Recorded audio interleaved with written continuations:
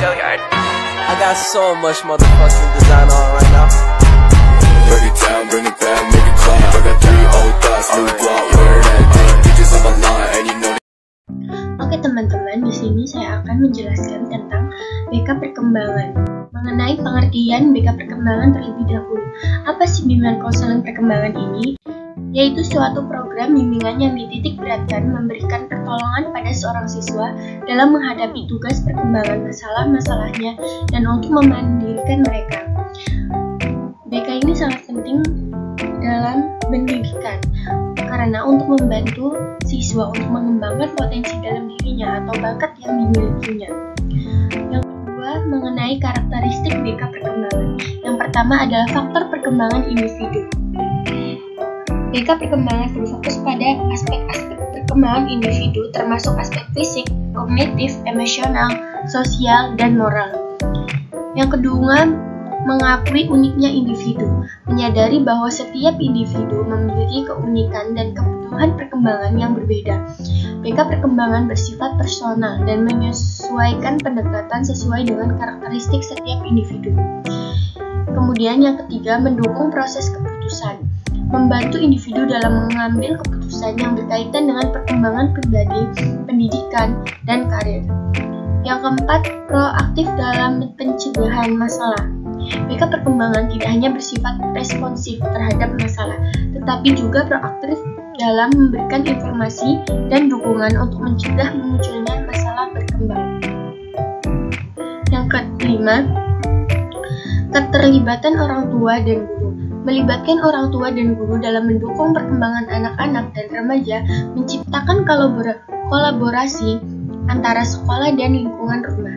Yang keenam, berbasis data dan evaluasi.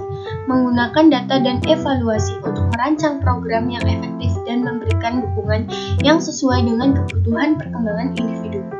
Yang ketujuh, pendekatan holistik, yaitu mengintegrasikan aspek-aspek kehidupan individu secara holistik, mempertimbangkan pengaruh lingkungan, budaya, dan nilai-nilai dalam mendukung perkembangan yang sehat. Yang terakhir mengenai berkaitan dengan tahapan memahami dan mengakui tahapan perkembangan individu dari anak-anak hingga dewasa, serta memberikan dukungan yang sesuai dengan kebutuhan pada setiap tahapan tersebut. Selanjutnya adalah fungsi BK perkembangan. Yang pertama, ada fungsi pemahaman. Fungsi pemahaman merupakan fungsi dalam memahami beragam keunikan peserta didik dengan lingkungannya, serta sebagai upaya untuk memahami keadaan diri individu itu sendiri. Dengan fungsi pemahaman ini, peserta didik dapat mengetahui dan menerima kekurangan serta kelebihan yang ia miliki. Yang kedua, yaitu fungsi pengembangan. Merupakan fungsi yang ditinjau sebagai pengembangan minat, potensi, dan bakat peserta didik. Yang terakhir yaitu fungsi pencegahan, yang memberikan penguatan terhadap individu agar tidak terpengaruh oleh hal-hal negatif yang dapat menghambat perkembangan di masa depan. Selanjutnya yaitu prinsip-prinsip BK perkembangan.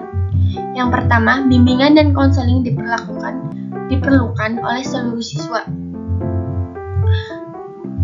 Yang kedua, fokus pada kegiatan belajar siswa. Yang ketiga, sebagai perancang dan pengembang kurikulum dalam pengembangan aspek kognitif, efektif, dan psikomotorik. Yang keempat, fungsionaris bersama dalam program bimbingan dan konseling perkembangan. Yang kelima, kurikulum yang diorganisasikan dan direncanakan merupakan bagian penting dalam bimbingan dan konseling perkembangan. Yang keenam, peduli dalam penerimaan diri, pemahaman diri, dan peningkatan diri. Yang ketujuh adalah memfokuskan pada proses mendorong perkembangan siswa.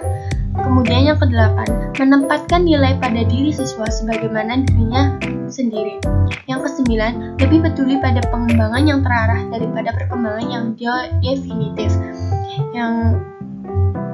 Yang ke-10, berorientasi pada tim atau team orient, menuntut pelayanan dari konselor profesional.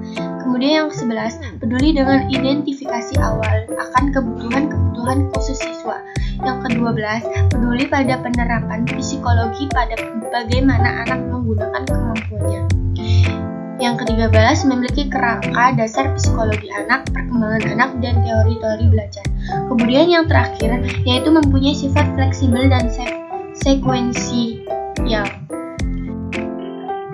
Mengenai materi ini, yaitu kesimpulannya adalah peran konselor dan fokus bimbingan dan konseling selalu mengalami perubahan. Hal tersebut terlihat dari sejarah singkat yang telah dikemukakan di atas. Pengertian dari BK perkembangan sendiri adalah upaya pemberian bantuan kepada siswa yang dirancang dengan memfokuskan pada kebutuhan, kekuatan, minat, dan isu-isu yang berkaitan dengan tahapan perkembangan siswa dan merupakan bagian penting dan integral dari keseluruhan program pendidikan. Itu saja, terima kasih untuk materi yang saya sampaikan mengenai BK dan perkembangan.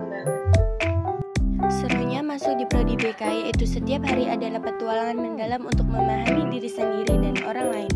Kami belajar untuk bisa memahami karakter setiap orang. Setiap diskusi adalah pintu menuju pengetahuan yang menginspirasi dan pengalaman belajar yang menyenangkan. Mari bergabung bersama kami di prodi bimbingan dan konseling. Bersama-sama kita membentuk komunitas yang peduli dan membangun masa depan yang lebih baik.